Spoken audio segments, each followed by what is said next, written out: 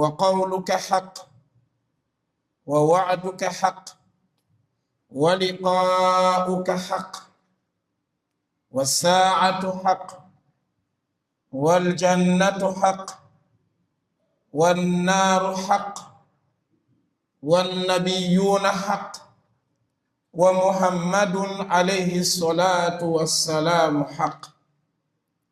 وأشهد أن لا إله إلا الله وحده لا شريك له وأشهد أن محمدًا عبده ورسوله.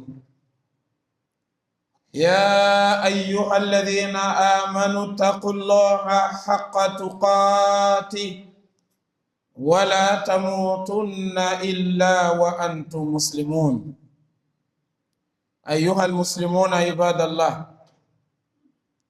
زكى الله هذه النفوس الطاهرة، شرح الله هذه الصدور النقية، وتبتم وطاب سعيكم وممشاكم وتبوأتم من الجنة منزلا.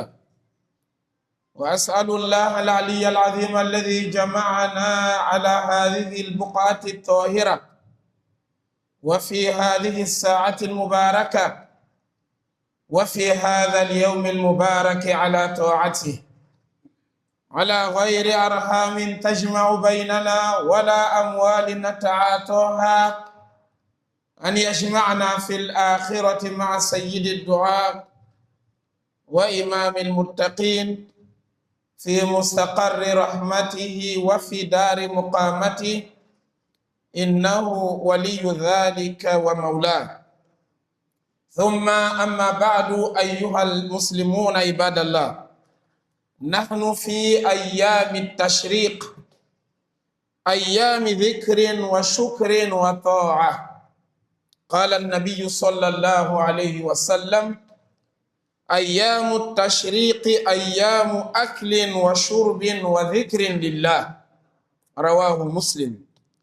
وهذه الأيام المباركة تذكرنا بأعظم مشهد من مشاهد الاستسلام لله تعالى، ذلك المشهد العظيم الذي جمع بين أب نبي وابن صالح، إنه مشهد إبراهيم وإسماعيل عليهما السلام. لقد رأى إبراهيم عليه السلام في المنام أنه يذبح ابنه، ورؤيا الأنبياء وحي. قال الله تبارك وتعالى: فلما بلغ معه السعي قال يا بني إني أرى في المنام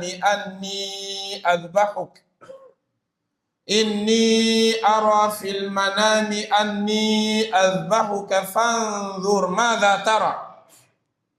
قال يا أبت افعل ما تؤمر ستجدني إن شاء الله من الصابرين. يا لها من كلمات عظيمة. أب مستسلم وابن مستسلم وأسرة كاملة رضيت بأمر الله تعالى. قال الله سبحانه وتعالى: فلما أسلما وتله للجبين وناديناه أن يا إبراهيم قد صدقت الرؤيا إنا كذلك نجزي المحسنين. Alhamdulillah. Après avoir loué Allah, le glorifier, le remercier, lui demander de répandre sa paix, son salut sur le sceau des prophètes et messagers, Muhammad sallallahu alayhi wa sallam, ainsi que sur sa famille, sur ses compagnons et sur quiconque qui suivra leur ligne de conduite jusqu'au jour de la rétribution. Alors, chers frères, chères sœurs en islam, je vous exhorte ainsi que ma modeste personne à la crainte d'Allah. Allah nous dit: ô vous qui avez cru, Craignez Allah de la meilleure des craintes et ne mourrez qu'en état de la pleine soumission. Serviteurs d'Allah, nous sommes dans les Ayyam al-Tashriq, les 3 jours qui suivent la fête de Tabaski. Et ces 3 jours, le messager d'Allah, paix et bénédiction d'Allah sur lui, et nous apprend que ce sont des jours où le musulman doit manger, boire et invoquer Allah.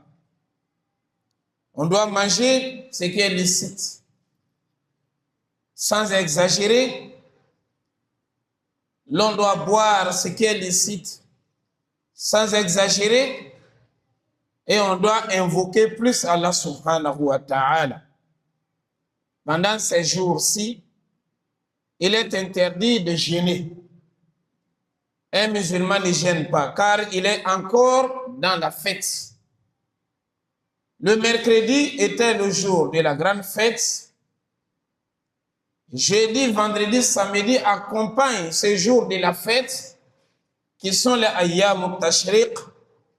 Et ces jours également, les pèlerins, ils sont en train d'accomplir leur tout dernier rite du pèlerinage, à savoir le jet des pierres, aller lapider les stèles.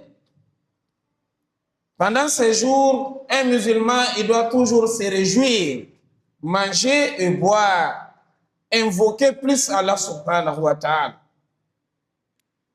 Et d'ailleurs, après chaque prière obligatoire, nous devons proclamer la grandeur d'Allah subhanahu wa ta'ala dans nos mosquées, même dans nos lieux de prière, même si on prie à seul à la maison. Après l'accomplissement de la prière du matin, Allahu Akbar, Allahu Akbar, Allahu Akbar. Après la prière de 13 heures, de 15 heures passées, la prière de Maghrib ainsi que la prière de Isha, la même chose. Nous sommes encore dans les jours de Ayyam al-Tashriq. Et ces jours nous rappellent un événement historique, nous rappellent une histoire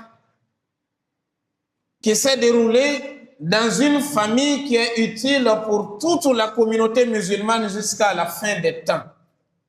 Il s'agit d'un père soumis à la volonté d'Allah, Ibrahim alayhi salam, notre père spirituel, le père du monothéisme pur. Ibrahim alayhi salam qui a eu à abandonner 4 grandes choses que les hommes aiment autant. Ces choses sont tellement chères pour nous, nous ne voulons pas les perdre. Mais Ibrahim a accepté de les perdre, de les abandonner à cause de la recherche de l'agrément d'Allah subhanahu wa ta'ala. La première de ces choses, c'est sa patrie. L'homme aime son pays. Ibrahim, il est d'Irak, mais il a abandonné Irak. Il a fait l'immigration.